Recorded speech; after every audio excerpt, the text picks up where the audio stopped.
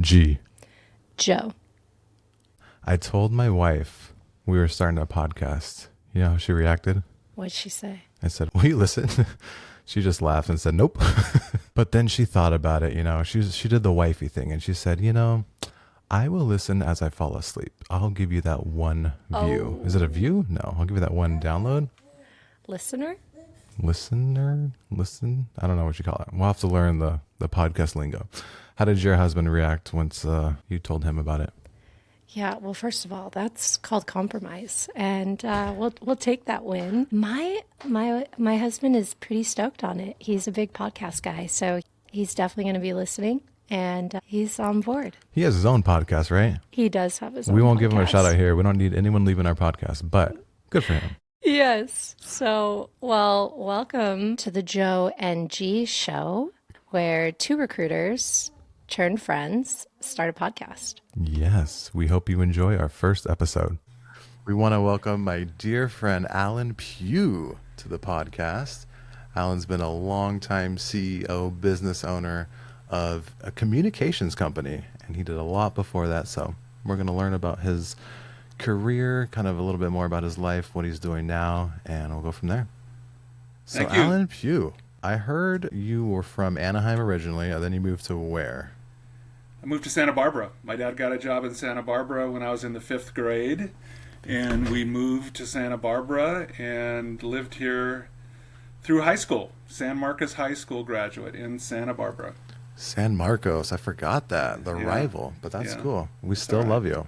Thank you. I'm a Dos Pueblos guy for the one person who knows Bonita, Santa Barbara. Local Yeah, I have- podcast. I have Yes, nothing to exactly. contribute to the Santa Barbara talk. I've been there once. So you know. I know where the bars are. Yeah.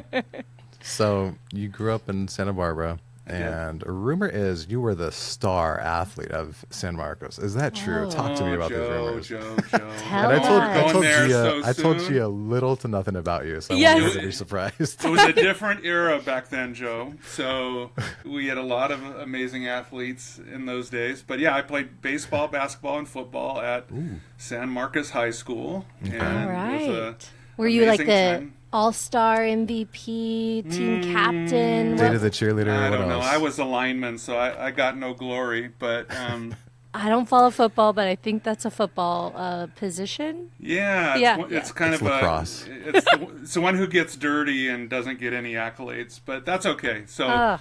I loved basketball. I was probably best at baseball, but ended up going to USC on a football scholarship. USC, Nice. the University of Southern California. University of Southern California Trojans. So we're Holy expanding cow. the reach a little bit from Santa Barbara to Los Angeles. But yeah, I actually also met my wonderful wife of 47 years while at San Marcos High School. Ah, Yeah, was so she the cheerleader? She was. So I wish we course, I of wish course. we had pictures Spoken to life. show you. However, my wife was a wonderful cheerleader, and I did my best to play sports and go to school, and we ended up getting married at 20 years old. Wow. Wow. I don't know why I'm getting like Friday Night Lights. Yeah. Yeah, In my she head should right be now. who you have on your podcast, not me. Yeah. actually, Why but did we invite you? You, Can Yeah. invite her you over might here? decide to, Can we switch halfway through? That's to it. dump Switch this it up. one. Let me geek out on USC a little bit because I am a All big right. Trojan fan. I grew up in the era of Reggie Bush. That's a football player, Gina, if you don't know. I think he married a Kardashian. I think they dated, but Oh, yeah. okay. Okay. Yeah, Yeah. that was Chris Humphries. Why do I know this? Anyways, Joe Why do knows I- more about the Kardashians than you. That's I know. It's I don't know why I said that. I'm not gonna lie. I'm That's not not on good, social Joe. media. I do LinkedIn, so I don't follow the drama, but I do watch TMZ to keep up with with the goss. So. I do That's how I like know these things. a trashy, TV sometimes. That's Yeah. how I know that fact. Okay, back to the football story. So you went to USC in 1976 is what I'm reading on your LinkedIn to 1981. 5 years. Hey, I took 5 years in college too, so that's okay. four and a tad. Four and Four a and a tad. tad, okay. Four Yeah. at a tad. I like that. I did a full 5. So. Yeah. National championship football team in 78. Is that true, Alan Pugh, or are you lying on your LinkedIn? Well, you have to embellish a little bit, right? Okay. But Yeah, no, yeah. it's true. So I went to USC in '76 and for people like you, that was John Robinson's first year as head coach. Okay. John McKay, who's well renowned at USC, the coach of O.J. Simpson and the like. He left the year before I got there. John Robinson came. We won 3 Rose Bowls and won a national championship in 1978. Man. Wow. And played with 2 Heisman Trophy winners, Talk to me. Who were they? Charles White and Marcus Allen. Whoa. Oh. You blocked for them? I tried to block for them, yes.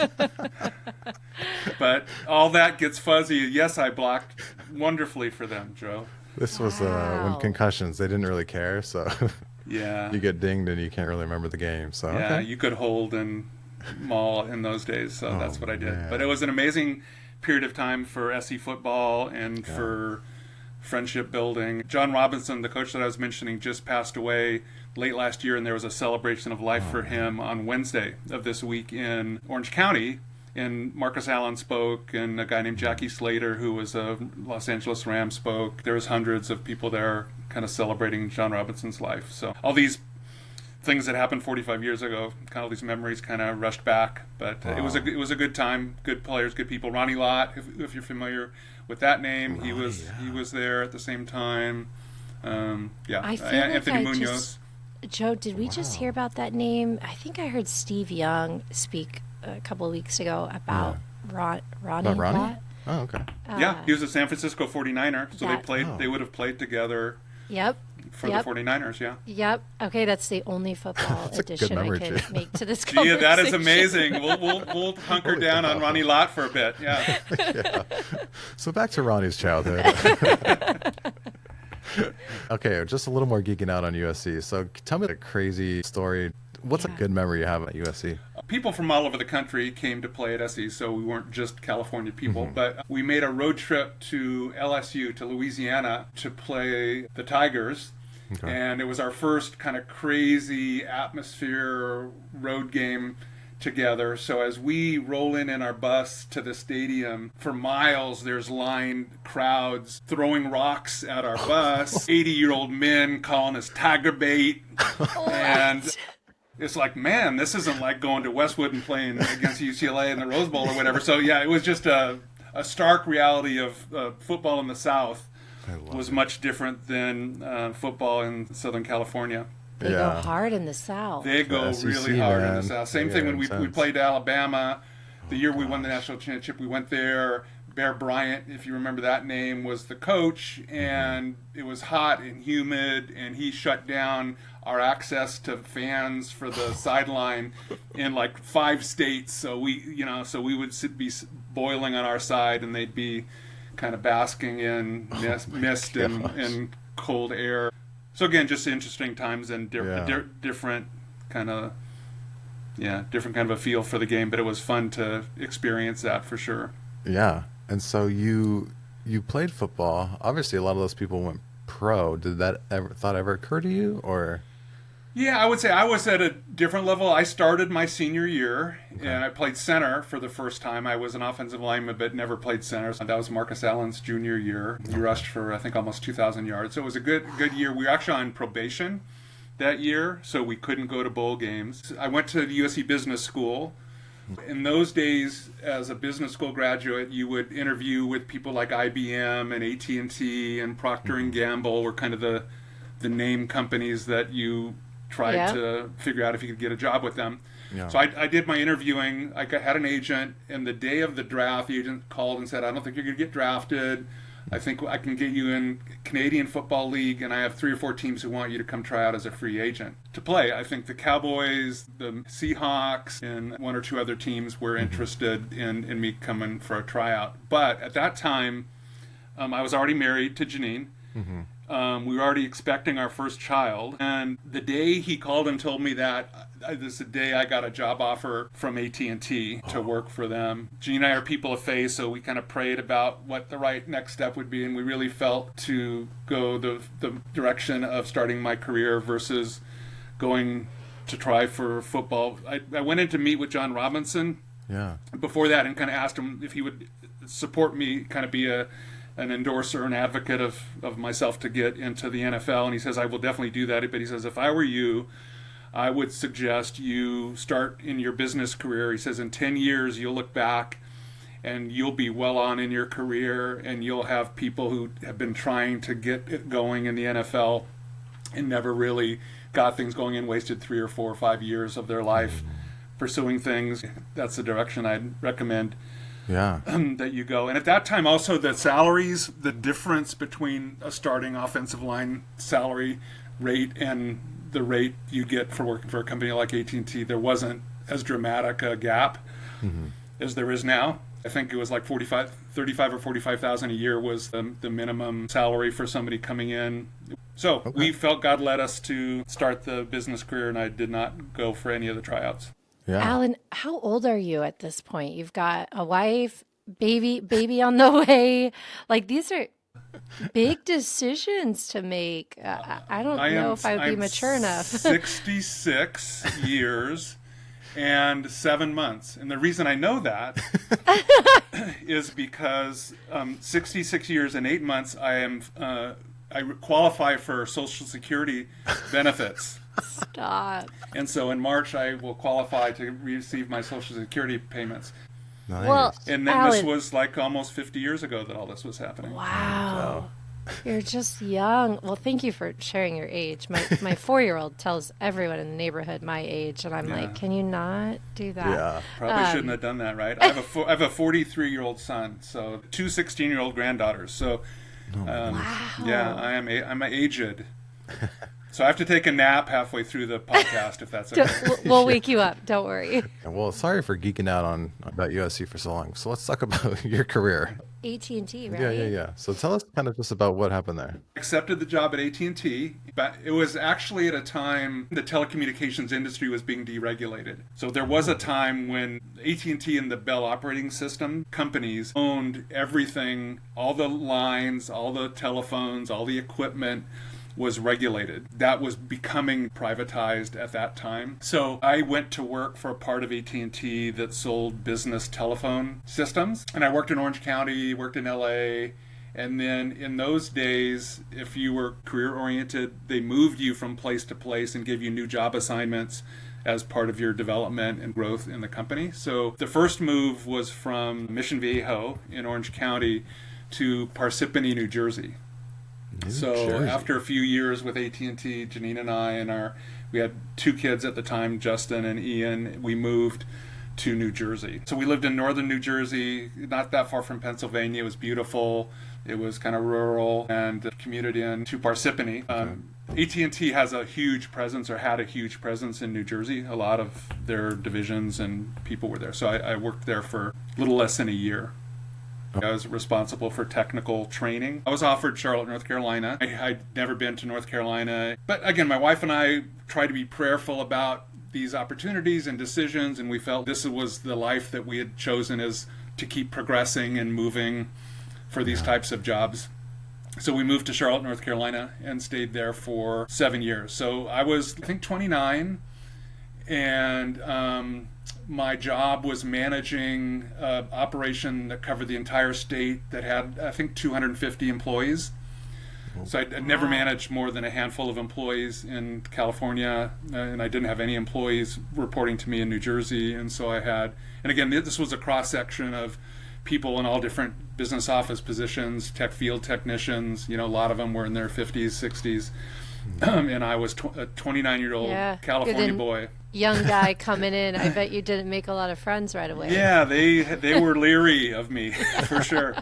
But Tell them the football stories. And my first team, a meal with the group of managers. I think I had maybe 15 managers or something like that. So I got there, was introduced, we had a meal, and I was served grits as part of my meal. I'm not gonna lie, I don't know if I've ever had grits before. Well, I've never seen them. Never had them, never seen them. Didn't know what I should do with them. Yeah. But that was kind of my indoctrination into the South. But we love Charlotte. When we were there, the Charlotte Hornets pro basketball team was started. They were starting to do the pro football team. Larry Johnson.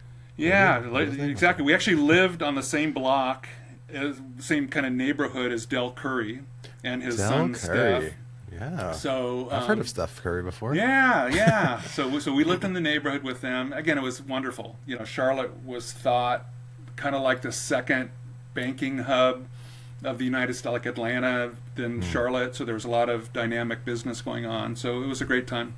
Wow. 2 questions. Sir. What did you do with the grits? Because I still have no idea. I ate them because just like with a spoon, or do you get a straw? I'm not sure. I did a Something fork. get I'm not served sure. with it?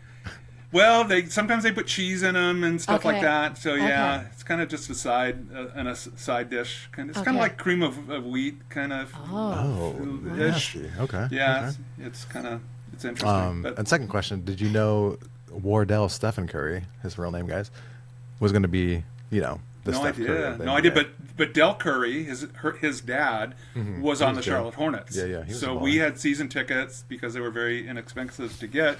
So we saw lots of games, saw lots of great players come through Charlotte to play, and Del Curry. I think there was a time where my kids somehow shot a basket on a driveway hoop with Steph Curry. No way. We're but, talking about Steph Curry, Golden Yeah, State Warriors, Golden State right? Warrior, yeah. See, I can keep up with you guys. I Nice. like sports. Yeah. You knew that That's- one guy from the Niners? I forget his name. yeah. Ronnie yeah, Lott. Told Ronnie. you. Yeah. I just know a few. That's awesome. I Yeah, mean, so it was a good time. yeah, what a dream. I used to work for Cisco for a short time, and so a lot of folks were located on that side, and it seemed like fun. But I was definitely a basketball fan for sure. So Yeah, and the dynamic in Cisco probably was similar to what AT&T at the time. The dynamic of a big company, developing people, moving them around into different Yep. jobs was kind of the vibe. Yep, at the I'm time. having some flashbacks right Yeah. now. So you're there with your wife, right? She's Yep. she's traveling with you. You probably have a baby. How old are 2 your kids at that time. Okay. We had our 2 sons were both with us in New Jersey, and Okay. then learned how to shovel a driveway and that kind of stuff. Because I traveled a lot in that job, and then I we bet. moved. And then our daughter Shannon was born in Charlotte. Okay. Actually, there was a pig picking going on in our neighborhood the day that she was born. Excuse me, A say that again? pig? Yeah, okay. you bury a pig and you smoke it, and the neighborhood comes Oh. together. So it's a truly southern. It's kind of like tri-tip, but like times 1,000. Whoa. So we had I all need to 3 get out kids more. at one point in Charlotte. I'm going to move to New Jersey and Charlotte and experience life. They're great. Yeah, we had a great. We could have stayed in Charlotte forever. So yeah. yeah. Okay. So it why was didn't beautiful. you? Well, it was interesting. At that time, T&T was trying to get creative with how they approached business, and they were starting joint ventures with local companies that did the same kind of business. So again, we were selling and installing business telephone systems, and it ended up being networks and video systems, but initially it was business telephone systems, and then as things became deregulated, private businesses got into the business. And there were certain parts of the market that AT&T wasn't very successful, and they wanted to do joint ventures with other local companies that were successful. And the first one they did was in Tampa, Florida. And in a meeting one time, joking around, I said, if you ever do one in Santa Barbara, pick me, I'll go there and run it, kind of a thing. Yeah. Joking. And then like 2 years from then, I get a call from some guy says, hey, you remember when you said this? Oh, We're actually going to do one in Santa Barbara. Are you way. interested? And I said, we prayed about it and thought about it and said, yeah. I mean, never thought, kind of on this career track with AT&T, that we would have a chance to come back to like a little market like Santa Barbara. So we said yes, and the process started. What year was this around? I think we moved back here in '93, so in the I think it was the late '80s, early '90s. But what happened was the business that they decided they wanted to team up with ended up having tax liens. Kind of, we went down the process. I trained my replacement in Charlotte. I kind of exited from the job, getting ready to move. Then it ended up being they didn't want to go through with it in the end because the business they were going to partner with didn't turn out to be a business with a lot of integrity. So I'd already trained my replacement, and I was sitting there going, okay, now what are we going to do? And so basically I told them, this has already happened. We were already ready to move to Santa Barbara. We've sold our house. We're trained the replacement. You need to set up a new business, like a new branch, basically, out of Santa Barbara that I can move to and run for you. and they agreed Wow. to do it. So Wow. what they did is, Oh, so they carved out San Luis Obispo County, Santa Barbara County, Ventura County, and part of LA County, and basically set up a new branch office that I was going to run. Probably the sell in the house thing was like, okay, I guess we should do this. yeah. He was all in. Yeah. So again, for us, we're seeing this is a God thing because we Yeah. never Yeah. thought we'd be back in Santa Barbara. You know, Absolutely. the career track. That's not where, and there wasn't virtual working and home officing and those kind of things in those No. days. So it's like, okay, Santa Barbara has 100 people. There's not going to be a lot of dynamic business opportunities here. So we moved. So in Okay. 1993 or so, I think our oldest was in 6th grade when we moved to Santa Barbara. Wow. So then in 93, so you worked with AT&T for how long then? I worked for AT&T for another couple years, and Okay. then companies like AT&T and Cisco and others constantly are reorganizing. So they would Yes. go from, well, we're going to stratify by small businesses and medium businesses and large businesses, or no, we're going to geographically stratify. So they always are changing.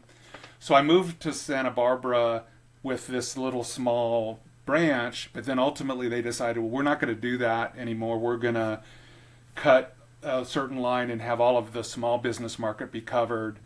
And they offered me a job. I was on a track where they wanted to keep moving me on, where I would manage basically everything from kind of San Francisco down to San Diego. Wow.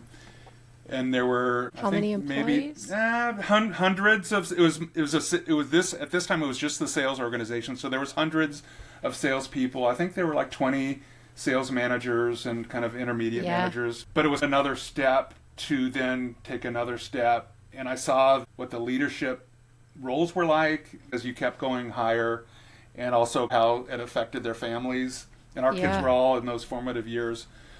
So when I was offered the job to take that on, a couple things. One is I thought Santa Barbara's not the place to be. If I'm going to do this and really manage it, I should be in LA or Orange County or I should be somewhere where the people are, the business opportunities are. And also this is taking me down a track of movement that I don't know is in the best interest of our family. So my wife and I again prayed about it and talked about it. So I'd been with AT&T 17 years at that point.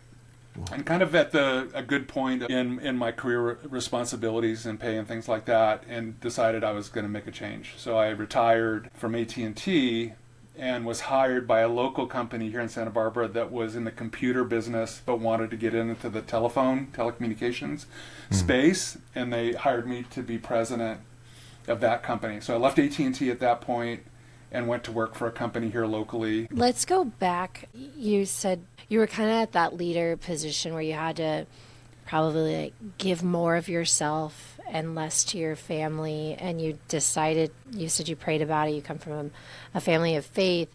What was that like? You've been working so hard, you're at the top, probably more progression, more growth if you stayed. What kind of pressures? Was it a lot of travel? Was it just a lot of stress? What did that look like for you, at AT&T before you decided to leave and just say, I would say both those. I don't want to do this. Lots of travel. Lots of long hours, which again, I was not opposed to hard work and commitment and that kind of thing at all. But probably would have had to move back east eventually, because that's where the headquarters is back in New Jersey. That's not what my wife and I want. We were active, coaching and engaged with church life and things like that. So it just seemed like, okay, God has a different turn for us to take at this point in time. I loved AT&T. I had a ton of amazing friends there, and it was just time. Yeah. It sounds like you worked hard. I believe the travel was probably insane if I had to guess, and based on my experience at Cisco, there's just a lot of travel, just a lot of pressure. So you leave the big organization, you join a smaller startup kind of org? Yeah, they weren't a startup, but they were starting up this new area. They were very well established in the computer business, but the computer side of the business was more what they call drop and ship. So it was selling a lot of computers to government education, but at pretty low margins and with not a lot of services. But the phone business was different. There were higher margins. There was more hand-holding in terms of customer interaction and care. And they wanted to start up that business. And at that time, people were just starting to think about the integration of computing, technology, and telecommunications. Well, now it's kind of, what we're on is kind of an example of all of that having happened. But at that time, it was just starting to happen in the early 90s, I guess it would have been. Did they poach you? Did they find you? We actually partnered when I was in that job for AT&T in Santa Barbara. We partnered with them, so we tried to do lead swapping with their company because they had relationships because of the computer business. We wanted to establish a connection with those businesses to sell them to telecommunications stuff. So we partnered and referred. So we got to know each other through partnering. And then they had a heart to kind of move in this direction and basically came to me and asked if I would be willing to make that change. Fast forward to your next position, because I know you were the CEO of a company. So I was with that company. 9/11 happened. Oh, yeah. And businesses were all not sure what's next. I was a minority owner and president, but there was a family that owned the business. They decided that they didn't want to continue down the path of the telecommunications side of the business. So because the other one was very stable and steady, even though it was low margin, the other one was much more involved in terms of caring for employees and caring for customers, and it was more challenging, I would say. It was right before Christmas. They called me in and they said, I want you to fire everybody. And we probably had oh my gosh, almost maybe 100 employees in this telecommunications side of the business at the time, and they asked me to fire them all before Christmas. oh my gosh. Horrible. Yeah, it was right after 9/11. 9/11 happened. This was a Christmas right after that. Gosh. December after 9/11? Yeah, and so I just said, God. that's not the right thing to do. I'm not going to do that. They said, okay, well, if you won't do that, then we're going to sell that part of the business. And you have 24 hours to decide if you want to buy it or not. Oh my gosh. Whoa. So once again, my wife and I, get on our knees and start praying. Because we had I had a non-compete with them, so I didn't think I could ever kind of go out and do the same thing with somebody else, even though maybe it wasn't valid. We had no money saved to start a business. That wasn't even in our visions. And I came into the meeting the next day saying that basically we'll buy it, but here's how we can buy it. They agreed. We made an agreement to buy the telecommunications side of that business. Basically, the next morning, they called a big company-wide conference call and told everybody on that side of the business that they were fired, and that if they wanted a job, they should call Alan. Sheesh. So This is rough. This was before social media, because I could see some backlash here. Yeah. So we started to scramble, and we brought on the people we could bring on. But again, we had no money, no name, no business, but there was all these contracts in play, installations to be managed. So we scrambled. God had grace on us, but we started a business called G Solutions at that time, and it was a crazy time, but God was good, and had a few partners come in with us and hired a bunch of the people that were with that company over and continued on. We fulfilled the contracts that were in play, started to build our business. We actually ended up kind of setting up in Ventura, and then ultimately had employees all over primarily the West, in Colorado and Oregon and Washington, California. How many Texas. employees? We had over 100 at one point. I mean, it wasn't huge, Nice. but it didn't float based on kind of the market we were going after. But we were basically selling telecommunications products and services to primarily small companies, usually 500 employees or less kinds of businesses. And just so we're clear, you're the CEO of that company? I at was time? the CEO of that. So we started the business in 2002, and in 2020, in the COVID era, we actually split the business. I had started to edge out of day-to-day. My two sons and my daughter at one point or another worked for us. My oldest son actually started to manage and run the company. My younger son was a sales executive with the company. We worked together for 15, 20 years, so it was amazing from that standpoint. Thousands of customers, and a lot of really great things. But in 2020, I ended up going on staff of a local church in Santa Barbara and ended up becoming a pastor of a local church. No way. I love this. There was something that happened in G Solutions, and we either needed to sell it or split it into a way that one part of the partner group could do one thing and one could do another. So we ended up splitting G Solutions into two parts. My partner kept the operating side of the business, and we ended up taking on a certain part of the business that had a recurring revenue stream that kind of just sustained itself, and we started a company called Rhino Corporation. So We have Rhino Corporation now is the business that we have, and there's other owners of that were partners that now run the business, G Solutions. Jeez. So impressive. My goodness. I bet. And that is a career, my friend. Yeah. You probably thought you were going to be playing football. You made this pivot into business and going after it. Did you ever see yourself as a CEO of a company? No, didn't really think about that at all. Yeah. So impressive. Your wife and family must be so proud of you.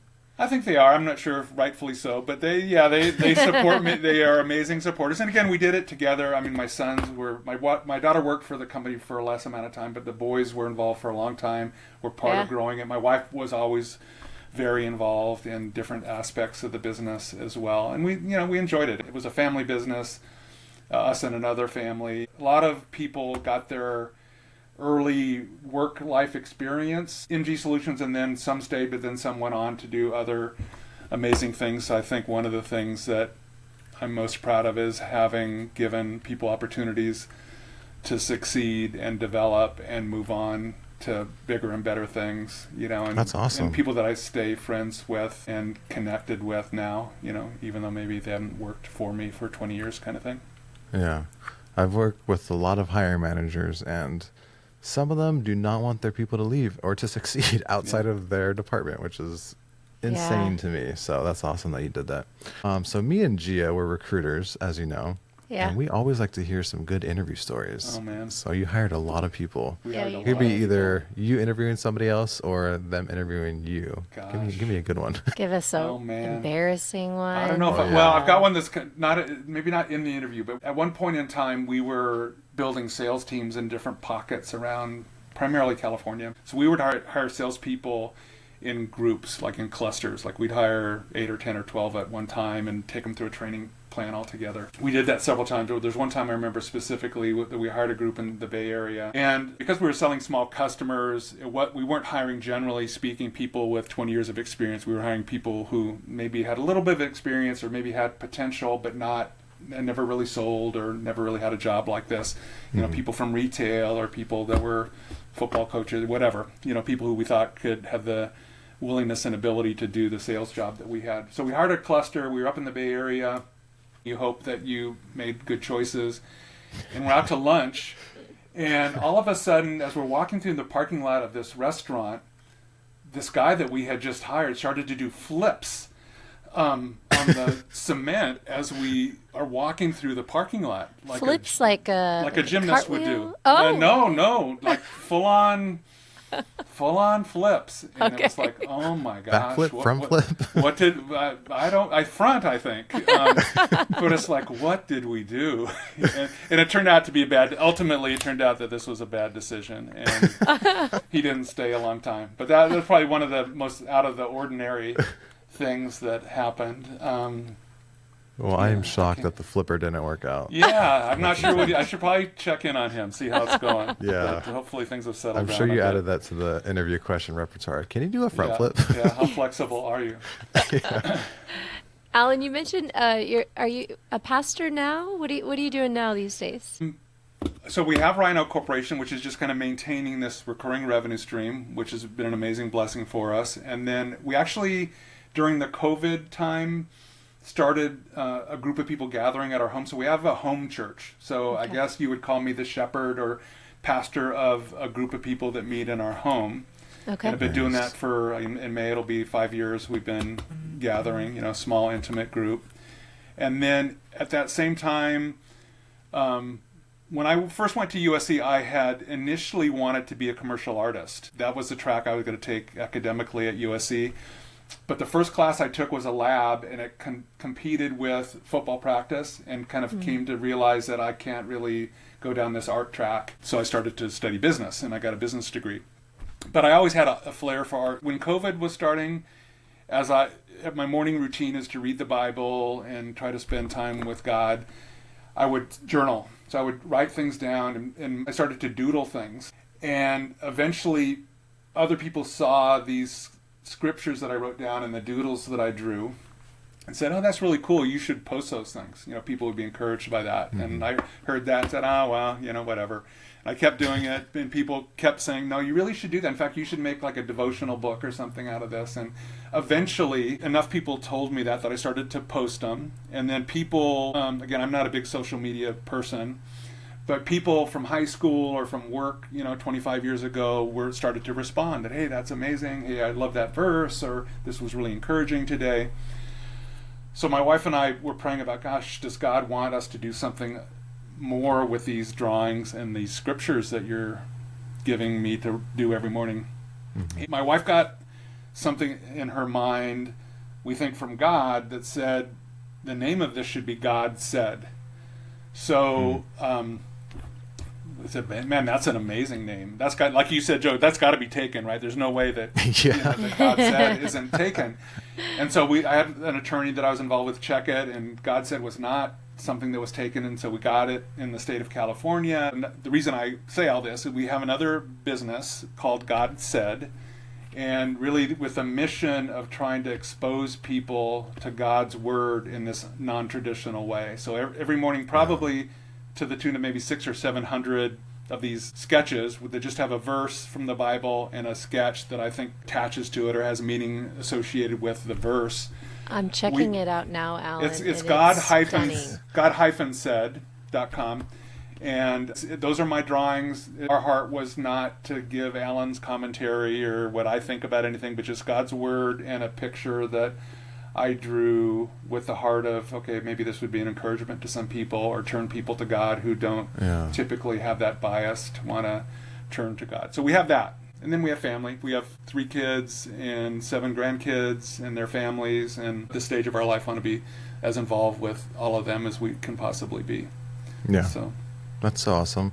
My son actually has one of your shirts, the giraffe one. Hey, it's pretty cool. It's one of his favorites. Yeah, awesome. Especially he's 3 years old, so he likes to rock it. Like, look at my giraffe.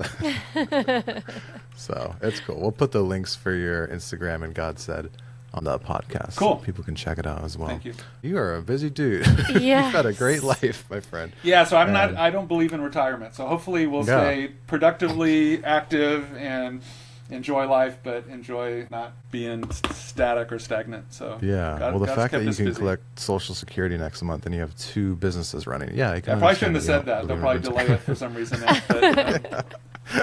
Don't worry, we don't have. We only have a few listeners at this point. Good. So hopefully one's not an IRS agent. Yeah. I think a couple of things that really stood out to me is every step along the way you prayed about it with your wife, which I love. I mean, these big decisions that you made, moving across the states and all of that, like you did that as a husband and with a family. And so that just spoke to me. I just love that piece of it. And you didn't slow down. You things just kept getting better and better. And there are times where you walked away from certain things, but you walked away and let go of one thing, and something great came from that as well. And so just really inspiring. And I hope, as I get older and wiser, that I don't slow down. I love that you're like, I can retire and be done, or I can keep going. You still have all these other gifts that you're leaning into, like these illustrations I just checked out are beautiful. Anyways, just super impressed with you. So glad to meet you. I knew nothing about you before today, and now I'm just... Now you know too much. I know it all. I'm like, too much. We could keep talking about football. We could keep talking about all kinds of things. Well, thank you for that, Gia. And I guess just maybe I didn't say enough. Janine, my wife, has been this amazing partner in adventure. And I think every time we had an opportunity that we prayed about and felt was opening to us, we saw it as a new adventure. There was no road, there's no, I want it this way, I want it my way or this way. It was like, okay, God has something new and different and hopefully better. So again, I would just want to give her kudos that she's an amazing partner. We'll hit 50 years here in a couple of years of marriage. And it's an amazing adventure with her, but it's been her attitude toward what God is putting in front of us that's made these kind of things easy. Moving to New Jersey from Southern California was like, okay, people are going, what the heck, are you crazy? Yeah. But it made it easy because we saw it as an adventure God was taking us on together. Yes. Yeah. And I will say, I've known Alan and Janine for, 13, 14 years now? Yeah. They're awesome. They Nice. opened up their home. We went to, what is it called? Home group? Yeah. Life group, community group, whatever it was at your home. And that was a long time ago. And I think they've kept their house open for that many years. So you guys are incredible people. We appreciate that you pray and that you care about your family and care about other people. I want them to succeed. That's a quality we don't have enough of in our society. So thank you, Alan Pugh. Thank you both. Last Blessings question. on your podcast life. Yeah, thank you. Last question for you, for people looking to start a career. What advice would you give them? Well, probably what a lot of people say. I would say try to figure out what you're passionate about, and if you can track down something that gives you life when you do it, that's a really good thing. When we interview people, we're looking for willingness and ability. Again, if you're operating in your giftedness, that's a really good thing, but also you have to be willing to commit. And my experience with people that are successful is they have this grit about them. Mm-hmm. You know, they have this stick-to-itiveness about them that I would just encourage people to have grittiness about them, that it doesn't necessarily happen overnight. It's something that a lot of times you have to apply yourself over a period of time to see the fruit of your labor. I guess hiring people that are fountains rather than drains. Ooh, that's going to be on the shirt right there, right? That's in the Bible somewhere. It's got to be. We'll That'll be on a sketch soon. Can you find that, Joe, for me? Yeah, I'll look for it. I know there's a fountain in there, so I like that. Alan, thank you so much for your time, man. Yes. Thank We you, guys. you Appreciate so it. much. G, Joe, what'd you think of my man, Alan? he was so good. Love that we had him on. I'm going to say you're going to have to choose the next guest, and good luck, my friend, because Alan Pugh is an accomplished man, and he's an awesome man. I'm not going to disagree with you, but Yeah. challenge accepted. We want to thank Alan for coming on our podcast. Check out his website. Check out his Instagram. And we hope you guys enjoyed the Joe and G show. Join us on the next one. And don't forget, spell check those resumes before you submit.